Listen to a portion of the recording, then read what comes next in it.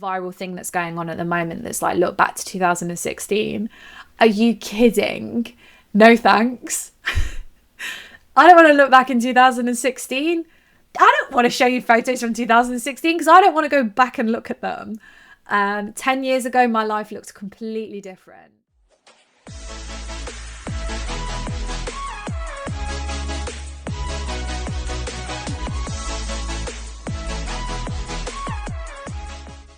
Hello guys, and welcome back to another episode of Coming Up for Air with myself, Lou. Welcome to my Friday. I have had such a calm week. If you follow me on Patreon, you will know, because I've just done 2 more episodes over there, that I've had a heavy week this week. Not like heavy as in like busy. I have been so heavy in my feelings. Now, this is slightly hormonal because I am due on this weekend. Classic. You always go into like a spiral, but I think that it was supposed to be like Blue Monday on Monday because it was the 3rd Monday of the year, and it's when like everyone's obviously settled back into work and going back into their routines. And I think a lot of people that I've spoken to this week have felt it this week. So I don't think I'm alone in feeling like that. If you have felt overwhelmed this week, you are not on your own. I can't put my finger on what it is, but I am just moving through it. I am usually such an early bird. We all know that. I've become such a brag about it. But this week it's just not been there. I have struggled to get up. I have struggled to do exercise. I have struggled to get my steps in. It's not to say that I haven't done it, because I have, but it's taken me a lot more time, like to get up in the morning and like go out in the evening. And yeah, so this week has been heavy and I have had a little cry. But I don't know what about. I've got nothing to cry about. I probably have had a little cry because I miss the pub. Can I say that? Is that normal? I miss the pub. I miss being social. And I think because I have decided that obviously I'm doing dry January and I don't want to be in the pub because I want to be really productive whilst I'm not obviously going out with my friends and stuff. And also I'm really aware for the first 3 weekends in February, I am out in different locations, different cities. It's going to be hardcore. So I'm making a really conscious effort to not be in the pubs. But my friend was playing rugby at the weekend and all I wanted to do was just go and watch him play rugby, have a glass of Prosecco and go and sit in the pub and yap. And I haven't been able to do that. So I think that's taken its toll a little bit. But I had a little cry, and I think since going through my breakup, I don't seem to look for a reason sometimes. And I think it was just needed. I think I just needed a little cry. I wasn't crying over anything. I was just letting out just emotion and just stepping into how I was feeling and honouring how I was feeling and not feeling guilty for how I was feeling. And afterwards I felt fine. And I texted my sisters and I was like, I've just had a little cry over cauliflower cheese and I feel great again. And I think like sometimes when I do certain things, this is going to sound very strange now, so like literally lock in. When I do certain things like cook cauliflower cheese or cook myself a roast or cook a dinner that I used to cook for me and my ex, or just just housewife things in general, I'm like, feels a bit overwhelming. Not because I miss it, just because I'm stepping back into it. And so I have done this episode because I have obviously spoken about how my content's going to go this year. I'm going to keep loads of really hard, I'm going to say hardcore, but the hardcore healing is over on my Patreon. That is like trauma bonds, dealing with narcissistic behaviors, cheating, money splits, taking your engagement ring off. Everything like that is over on my Patreon. The reason why it's on my Patreon is because it is personal. I get quite upset talking about some certain things. I share a lot of stuff that I've learned in therapy over there. It's just very personal. So if you are at a stage of your breakup where you think, oh my God, I am really in the pits of it and I'm dealing with this, and this, message me, because 99% of the time there's probably going to be an episode over there. I post twice a week over there, so there's like double the amount of episodes. Well, there's not, because I started it, but like you get double the amount of episodes a week on there. There is a subscription fee. It's £5 a month, but you can come, take what you need and leave whenever you want to leave. I've got girls on there that have been there since day one, and I'm building like some really nice relationships over there. So that's all on my Patreon. On my main podcast episode, I'm still going to be talking about breakups. I'm going to be talking about more stepping into an era where I'm opening my heart back up again. I feel like, because coming up for Aries, coming up to 3 years old. Wild! 3 years old. I think it's natural progression for me to step into a chapter of my life where I would naturally probably be looking to settle down, perhaps start dating somebody. And I'm going to go through all of that probably on my main podcast, this one. I'm still going to talk about breakups. I'm still going to talk about certain healing. I'm still going to talk about manifesting and things like that. Over on my YouTube is going to be about how I became her. How I became this version of myself, because in the midst of all the chaos and my breakup, I have built something online that is going to turn into a business that is going to basically support me for the rest of my life. I want to talk you through how I have achieved that, how I've done that, because there was one point in my life where I had no money at all. No money in my bank account, nothing.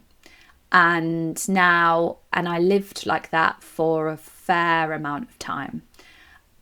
And I know people are going to say, but you have bills to pay. Yeah, what I mean is when those bills have all come out and I actually lived, I didn't have any money. And I didn't speak about it at the time because, again, it was very personal to me, and I was in therapy for how it made me feel, because the reason I was in that position is because my ex made me redundant, which, again, people could argue like you should have not worked for him anymore, but it was very, very, very, very complicated because I'd bought a house and had a mortgage and all the rest of it. Anyway, the way that it was gone about was also quite sneaky.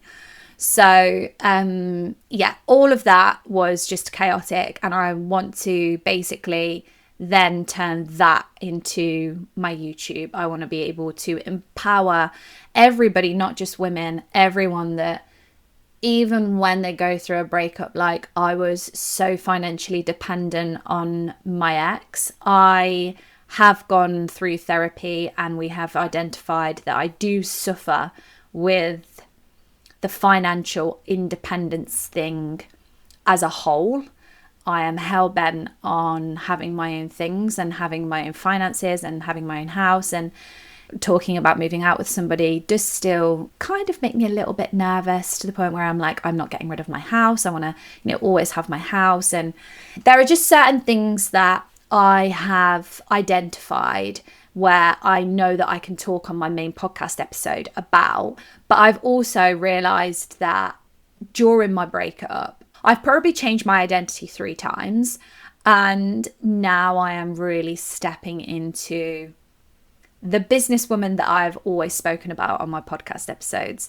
The one that I dreamed of being when I was 16, 17 years old. If you listen to my single winter series, you know that I looked upon like Katie Price, who was in her prime when I was that age. Obviously, controversial now, but when I was growing up, she was a fantastic businesswoman.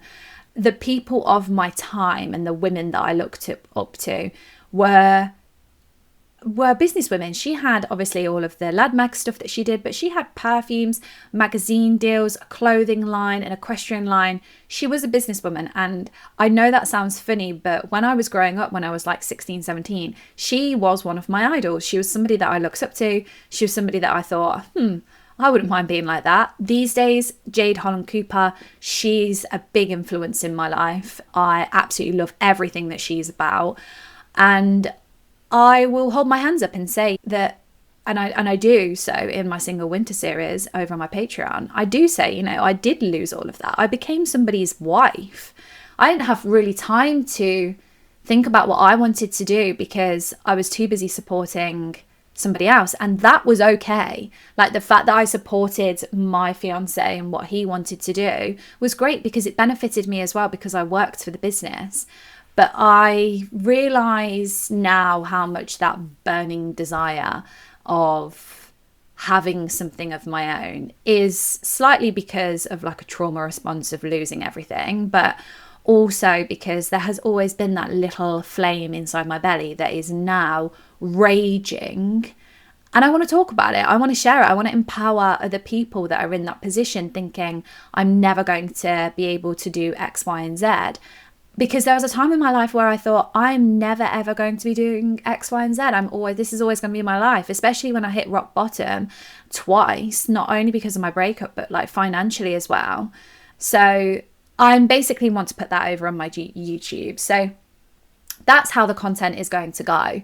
And so today I want to talk about the sort of next stages, you could say next stages. It is probably the next stages of your breakup, when you know that you're sort of stepping into a new chapter where relationships don't feel scary. Like, I'm not scared about getting into a relationship anymore. That has only come in the last, I'm going to say 6-ish months, where I can honestly say that being in a relationship doesn't scare me. I spent a lot of 2025 saying I just want to be single. So much so, I think I put it so far into the universe that I did not bump into one single person where I thought, you're husband material. This year, I'm not doing that. This year, I have purposefully left my goals, my vision board, my manifesting, everything out the way of January, because I just knew that January was going to feel slightly chaotic. And I was totally right, because this week, the last thing I wanted to do was sit and talk about my goals. I was really sitting into myself and just knowing that it was okay to feel the way I was feeling, and, not wanting to do a 14, 15 mile run was totally okay. And the fact that I cried over nothing, cauliflower cheese, was also like totally okay. The last thing I then wanted to do was be like, let's be super positive and do our goals, manifesting, blah, blah, blah, blah, and all the rest of it. I also know that I'm going to potentially, I'm not sure because you can't predict these things, I'm potentially facing a trauma anniversary in a couple of weeks' time. And last year, I remember not really remembering that it was that date, but then the weekend, I felt so overwhelmed. I think I had a huge breakdown with my parents. And then I was like, I need to just get away. I felt claustrophobic. And then I was so mad that it had that impact on me that I was like, I need to go and speak to my therapist. So we spoke through it, and she was like, Lou, there is literally nothing you can do. Your brain will have trauma anniversaries for a very long time. How you decide to honor those trauma anniversaries is completely up to you. And so I'm also very aware that that's coming up. So I'm holding my horses on doing my vision board, redoing all my vision board, redoing everything. I'm just holding my horses on all of that, just while I step into January. This is a different January. It's different to how I felt last year. It's different to how I felt the year before. So I'm just honoring myself. And so this week I wanted to talk about that stage that you're at where you're like, okay, so being in a relationship doesn't scare me. So you're thinking, this year I might want to meet somebody, I might want to settle down. And I am so glad that I waited this long to, well, I say I even waited. I didn't. I've just taken this long to heal. But I'm so glad it's taken me this long, because I went through a stage about 2 years ago saying there is no way that I would rush into anything. There is no way that I would allow a guy to say to me, like, let's move in together after a year or whatever it was. And now I'm like, God, in 2 years' time, I could be engaged. And that doesn't scare me. And yet, when I first went through my breakup, the one thing I said to my mum is, don't ever think you will ever go to my wedding, because I am never getting engaged ever again. And the next person that I meet is going to know that, and I'm going to tell them, and I want them to know that I never want to wear a ring on my finger because it doesn't mean anything. Now I'm like, oh my God, I could be engaged, and that doesn't scare me. And actually, what I've done throughout going through therapy is learn what that means to me and why I was scared about it. And now I have learned how to communicate a lot more about how I'm feeling. The next person I'm with, if I think that it's on the cards, they'll know that I don't really want to be presented with a ring. That's not something that I think I want anymore, because I had to take one off. So everybody is different, but there are things that you can work through. And I think when it comes to getting into a relationship, that what everybody presumes that because you've been single for so long, you've been scared. When actually, yeah, I have been scared, but also there's been parts of me that's like, I don't want to, I just want to work out what I want. And it's taken me a long time to actually admit to myself that I am a one-man person. I'm not a dater. I'm just not. I am now in 2026, I am dating to marry. I'm dating to find my husband. And instead of like saying like I was last year into the universe, like I just want to be single, I will eventually start saying I'm dating to find my husband, because you have to be seen to be putting things out into the universe, because the more you say it, the more you believe it. And I think I have in my head been saying it for about 3 months, but now I'm saying it out loud. People are looking at me like, I'm excited for you. And then I'm like, oh yeah, I'm dating to find my husband. And people, again, you're met with, oh wow, you're gonna have to kiss a few frogs. That's fine. But what I'm saying is I'm not just dating for fun. Like if I'm going on a date, I'm not going on a date with you just for fun. I'm going on a date because you want to date. I know this is hard, but like after the first date, if you don't want to date me again, that's fine. But like if we're going on a second date, we're going on dates because you want a relationship. We're not just going on dates because you just want a little bit of fun and you're just biding time before you go off to Bali and find yourself. Like, so I wanted to do this episode because I think it is so important to work out before you get to this stage what love means to you and what it shouldn't cost you. Now, I did a Instagram post on this the other day, and it got a lot of comments in my DMs. I got a lot of messages. And so I wanted to do an episode. That was the plan anyway, but I wanted to do an episode on it because I think when you rush into something new, which is a completely human and normal reaction to going through a breakup, you think, shit, I need to find somebody because I'm never going to find anybody. I think that's a completely normal response, but what you don't realize is you haven't given yourself enough time to actually work out what love means to you, what you want in a relationship, what you want in a husband, and also what love shouldn't cost you. And I think that is the most important thing. That's how you're going to keep yourself grounded. That's how you're going to make sure that you aren't just batting away red flags, basically, because I will hold my hands up. In the last couple of years, I have probably spent time with a few people that I've just gone, oh, they do that, but it's okay. It's not okay. It's not okay. And I think if I'd have actually been honest with myself and said, it's actually not okay, I would have probably not been in a couple of the situations and been as upset as I was over some people, because I think it's so easy, like I said, to just run to somebody else and numb the pain. And I think that it's sad because the people that do copy and paste an old relationship onto somebody new, that person doesn't realize, or probably does realize, or they might realize, but 99% of the time, you're not going to sit down with that person and say, hey, I'm so just exhausted from thinking about my ex and the breakup and their family. And when you're in a bad mood, are you really going to sit down and say that to your new partner? No. So you're just going to be in a bad mood. And then it's going to erupt into an argument because you're never going to be able to be honest and say, like, I'm really struggling with my breakup because I've got into a relationship too soon. Also, the copy and paste thing is like, okay, so we haven't learned from our previous relationships. We think our behavior is completely appropriate because somebody else has accepted it. And in my next couple of episodes, I'm going to talk about why you shouldn't ever envy somebody that comes after you in a relationship, especially when it has been copy and pasted.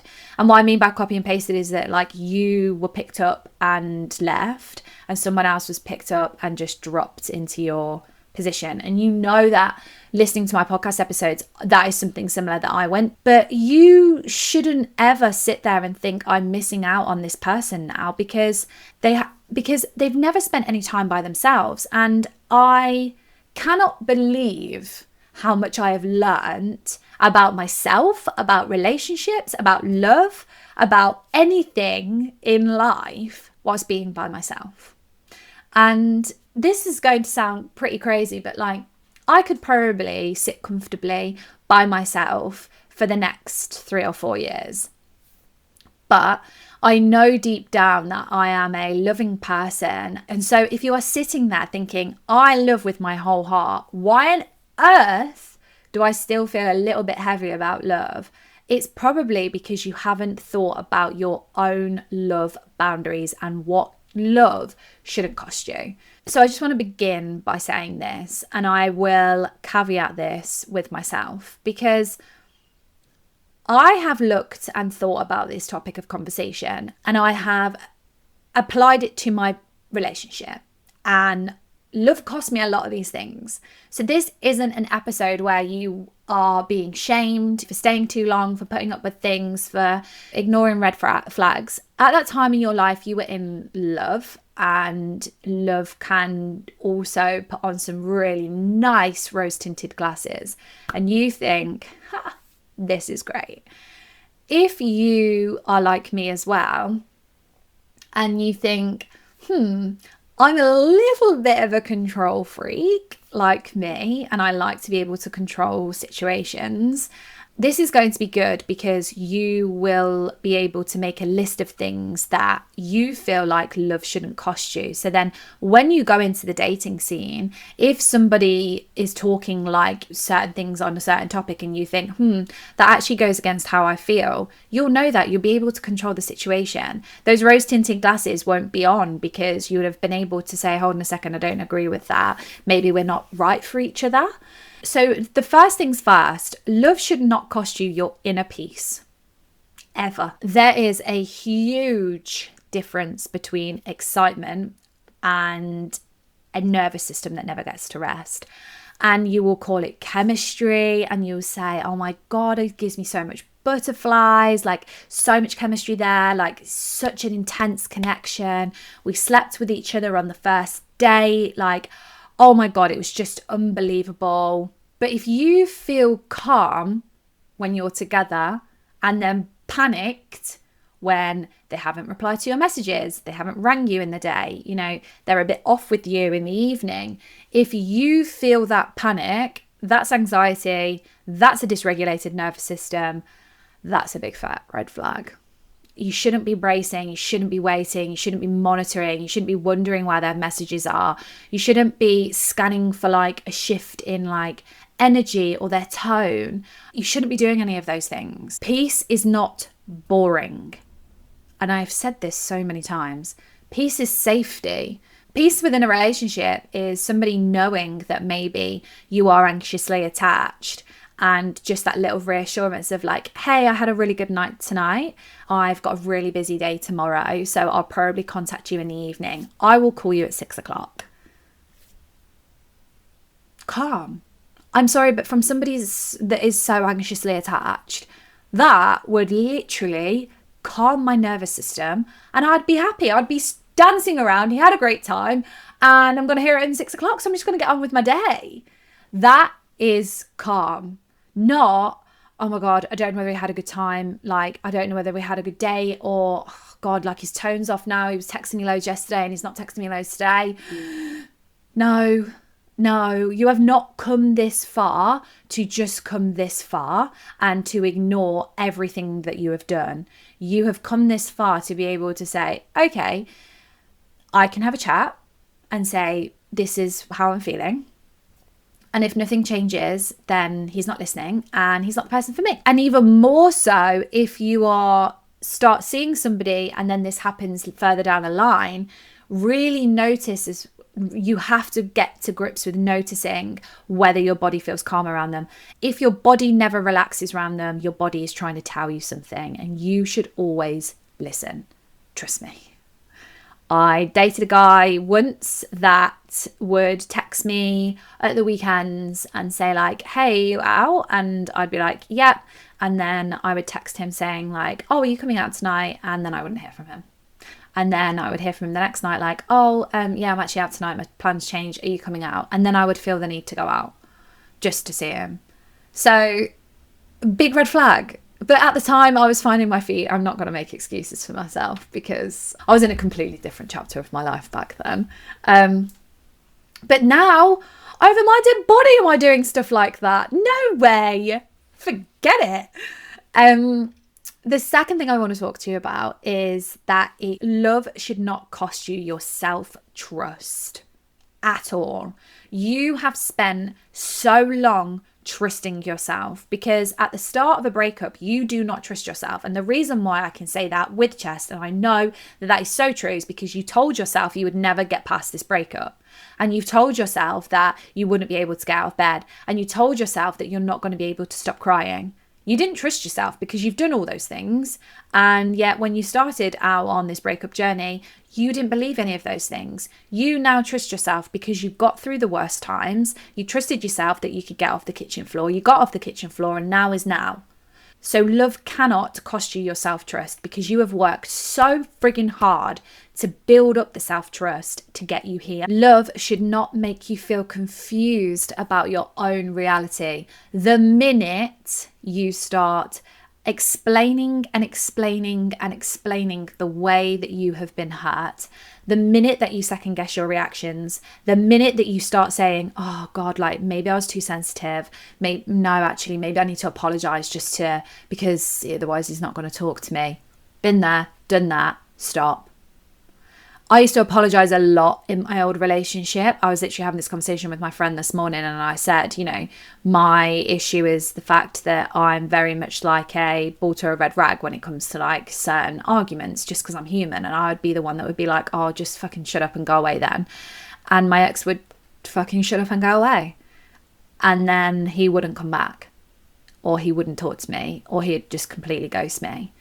And initially the argument would have started for something that he's done to upset me, or me explaining my emotions, me getting angry, telling him to go away, him going away, and then me having to apologize for him to come back to talk to me because I've overreacted, when really I shouldn't have been feeling like that in the first place. So it's hard, like that cycle that you get stuck in. Sometimes, yeah, I was like just being angry.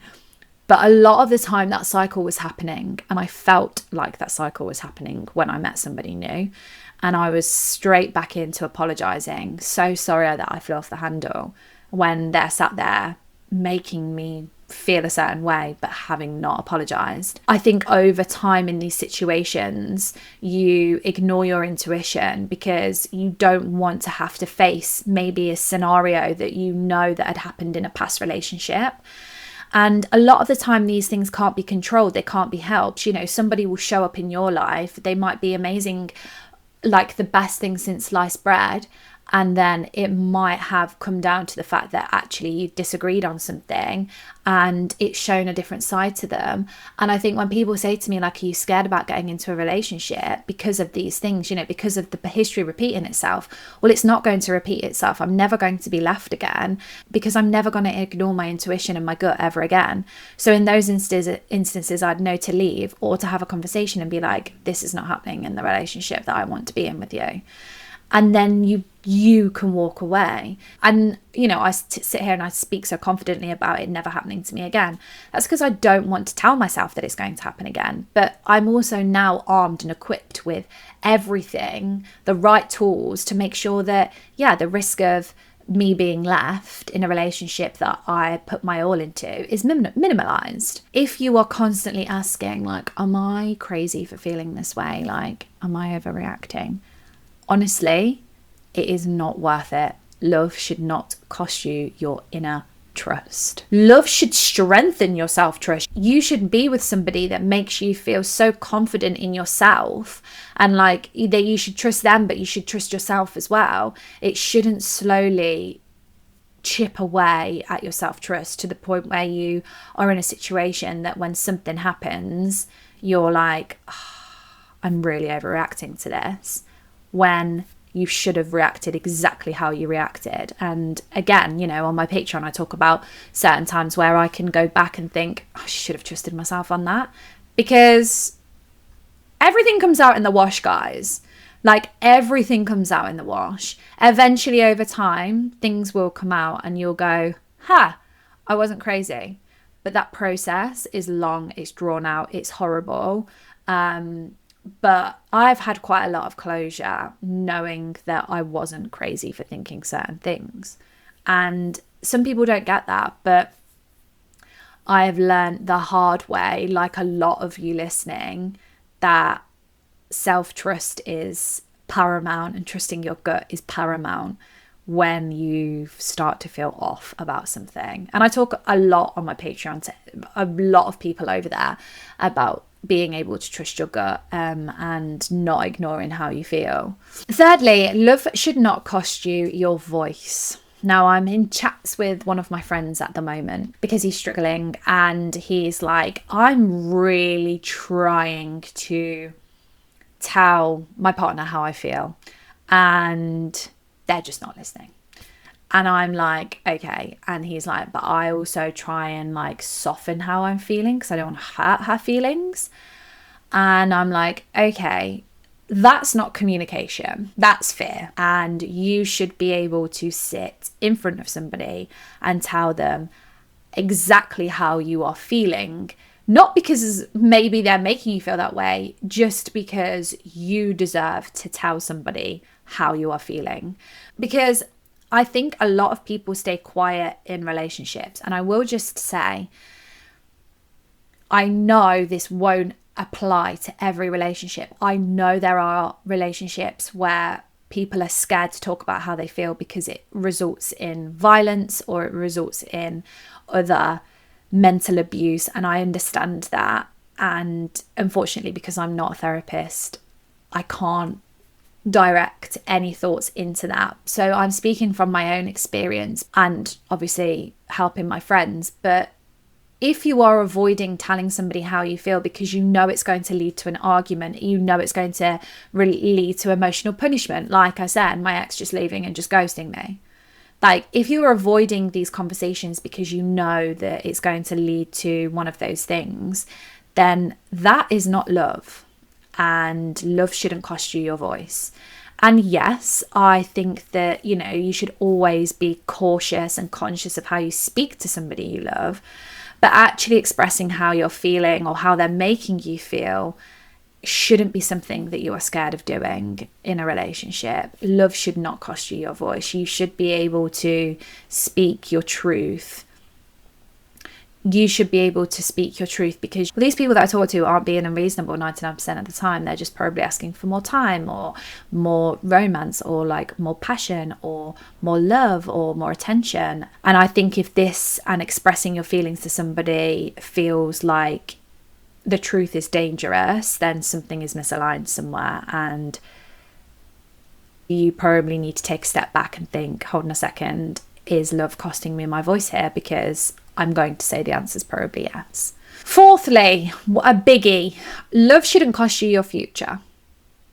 Now, I will sit here and shockingly do speak on behalf of my ex. And I know that people that didn't want to see me succeed with this podcast will say that I sit and slate him, which I don't. I just tell a story. People then make their own opinions on how I was treated. But I will try and speak on behalf of him. Love shouldn't cost you your future. I think there is a lot to be said about the way that my ex left was horrendous. But the more I think about it and the more I see him living his life with his new partner, I do think that he was thinking about his future and how he wanted his future to go. Because I think his future plans changed as we grew together in our relationship. My future never changed. My future plans have always been the same. I want to be someone's wife and I want to be someone's mum. And even the mum thing, like, that has changed over the last couple of years. Like, you know, I go in and out of like wanting children, but that's because I'm single and I think that's completely normal. But I do think sometimes my ex saw his future the way that his friends were living. And he was always saying, like, God, just imagine living a life like that, or I don't want to do that yet because that holds you back. And I think a lot of his, like, you deserve better than me, was because I did deserve better than him, because I didn't deserve what I went through or how I was treated. But I do think he looked at the future that I wanted and thought, I'm stopping her from having, or I'm going to stop her from having the future that she's always wanted. So I think when I say I'm grateful for my breakup, it comes from a place of like, love should never cost you your future. And I think because I had those such stunning rose tinted glasses on, and, you know, there was a point in our lives where we were like, well, we want these children and this is what we're going to call them. And like, he had spoken to my mum about having a baby with me. And I think because at one point of our lives, we both wanted the future that I wanted. And obviously then he asked me to marry him. So I was like, okay, I'm pretty dead certain that like he wants the same things. That very quickly changed. And I think it's hard. Someone asked me the other day, because they were listening to my earlier episodes and I mentioned about COVID. I think when the world shut down, my ex felt completely trapped. And I think COVID didn't have a massive part to play in my breakup, but I do think it was a contributing factor. I think the whole world stopped and we were trapped doing nothing, and we were people that liked to do stuff. I coped well with it, and I just don't think he did. And he welcomed in a big chapter of his life. He welcomed in 30 during lockdown. It was quite a big thing for him. So I think that when love starts feeling like, oh, I'm just staying put because of potential, I'm staying put because of timing, my age, I think it's hard to, yes, make the decision like this is not going to work. But I also think you set each other free. I think I deserve to be set free. My ex didn't. I mean, I may as well live up to my name, slating my ex on it. I don't think he deserved to be set free. Whatever. But I definitely was set free because my ex wasn't going to be able to give me the what life that I wanted. And I think now when I look back at even like the wedding, I think like he wanted something small. He wanted something that was like not really like a big thing, and like we toyed with registry offices. And like if you listen to all of my podcasts and you hear me talk about my wedding now, you best believe that my wedding is going to be absolutely massive. I know I go off on tangents, but my best friend's getting married in Cyprus next year, and I just know that is going to be an event. And I know that it's going to be unbelievable. And I just know I'm going to come away from that wedding and be like, that is exactly what I want. We didn't align on things like that. Those are big life choices. That weddings are not cheap. My other best friend's planning a wedding for August this year, and her spreadsheet and her costs, oh my God, it's just mental. But you cannot have different opinions on stuff like that.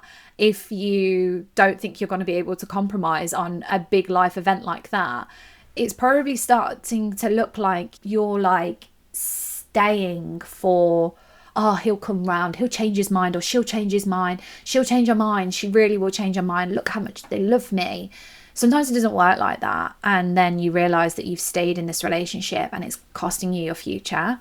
And thank God that I was 29 when I went through my breakup, because my 30s have been so rewarding. And now when I get into a relationship with somebody who else is in their 30s, I hope that I'm going to manifest somebody into my life that has been in the same sort of position as me, has done the relationship, and then has stayed single, done the healing, and then like found me. That's basically, fingers crossed, what I'm going to put out into the universe. But love should not be costing your future. You shouldn't be staying for potential. If someone is promising you something, promise, it shouldn't be there, and they never deliver, it's not growth, it's avoidance, big time. And I think that's why I'm so confident, like I said at the start of this episode, that I know that my life's going to move quite quickly. And I remember my ex's best friend saying to me, I know you're going to find somebody, get married and have children quite quickly. And I remember looking at him in his car and thinking, are you kidding? I'm barely over the shock of being left. I'm still wearing my engagement ring. And I remember looking at him and thinking, are you nuts? And now I understand what he means. He didn't mean like you're going to find somebody next week or in a month's time. What he meant was that like you are so certain on what you want in your future that somebody else will come into your life that will be so certain what they want in their future, and you'll go, cool. Just like my best friend has. I look up to her and her fiance's relationship a lot. And when they first got together and she told me he was moving in, I was like, that's soon. And now I completely get it. When you see them planning their wedding and talking, and I hear discussions about what they've spoken about, I'm like, you guys are the same people. How amazing that she came out of this 8-year relationship where her ex-boyfriend couldn't put a ring on it, and she met somebody, and within a year he asked her to marry her. Amazing. What a love story. These things do happen. You shouldn't be staying put just because you're worried about your age or the timings of your life. Like, it shouldn't cost you your future. You could meet somebody tomorrow at a coffee shop who takes your breath away. You just don't know. Number 5, a big one that I have to remind myself of every now and again. Love should not cost you your self-respect. Convincing somebody that you are for them, over-explaining to somebody about how you're feeling, begging somebody to stay in your life. Love should not reduce your survival behaviours. Something that my therapist pretty much may as well get tattooed on my hand somewhere so I can remember.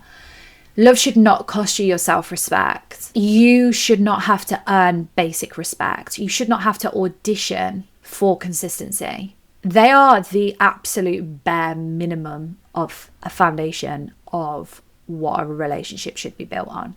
You should absolutely 1010% not be begging somebody to see your worth. If somebody is making you question your boundaries, making you tolerate emotional inconsistency, having to ask for reassurance, the best thing you can do is leave. Leaving will be the most self-honoring thing that you do.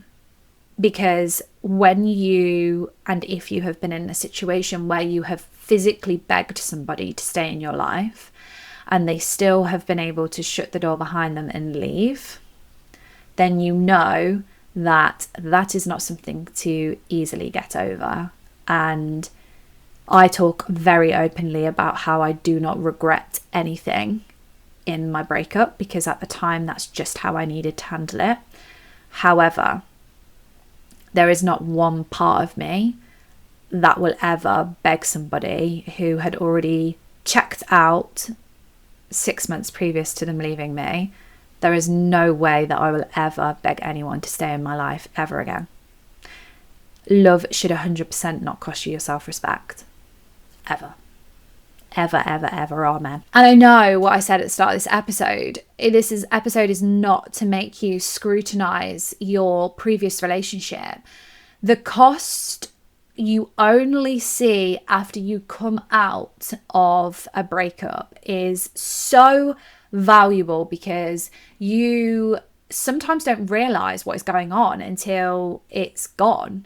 And you sometimes don't realize what it's cost you until it's gone.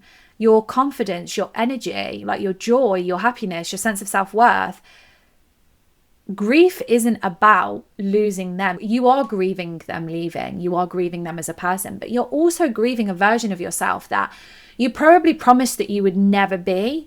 And because I got into a relationship so young, and I was 14, and the worst thing that was going to happen that week is if I couldn't get £5 pocket money for hoovering the stairs to buy some boost and a bottle of vodka in the park. Like, because I was one of those 14-year-olds. That was the worst thing that was going to happen in my life. I didn't know about love languages. I didn't know about boundaries. I just knew that, like, my parents' boundary was like, come home for 6 o'clock, have your dinner, you're allowed back out. If you're late, you were not allowed back out. They were the boundaries that I lived my life by. I was so young when I got into a relationship. Now, going into a new relationship, I've had to learn so much because of being so young and never being in another relationship in my life. I think that when you are met with a past version of yourself, and I meet her a few times a year, she appears in my dreams where I'm reminded of the person that I was. I see her in photos sometimes. I would send pictures to my sisters and I'm like, hey, do you ever remember me looking like this? And my sisters are like, God, no. Why were you so skinny, so pale, and why are your eyes so dead? And I'm like, I had no idea. I had no idea I was in a relationship that was making me question my self-worth, because I was the girl that asked for reassurance. I was the girl that used to say, can we go to bed and cuddle? I was the girl that said, can we go out for breakfast? And I was met with no a lot. And that is not because my ex was a horrible person. That was because he was busy. I wasn't prioritized. But then on the flip side, I didn't have to worry about anything money-wise. And a lot of people would say that's a good place to be.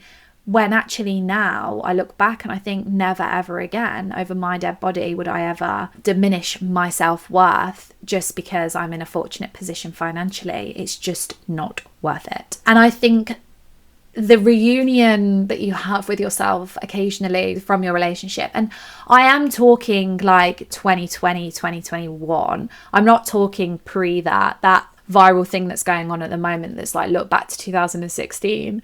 Are you kidding? No thanks. I don't want to look back in 2016.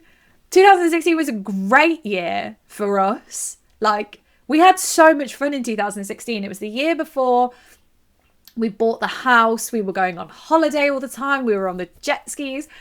I don't want to show you photos from 2016 because I don't want to go back and look at them. 10 years ago, my life looked completely different. 10 years ago was probably a year that we were planning our future aggressively as well. So when I say that I look back on photos, it wasn't all the time. It was probably the last couple of like years, definitely months of my relationship. But you can see how much you gave and you know how much wasn't returned because you lived it. And I think the first stage of healing when you come out of a relationship and you start thinking about going into a new relationship is just remembering who you were when you loved with all of you. And I think one of the most amazing things that can come out of a breakup, and is definitely amazing for me, is that in all of that, what I've just described of like asking for things and not getting them in return, I still loved with my whole heart. There was not one part of me that ever loved half-heartedly, ever. And I just think if I can love somebody that didn't love me back that much, then imagine how amazing it's going to be when I find somebody that loves me in the way that I actually deserve to be loved. It's so exciting.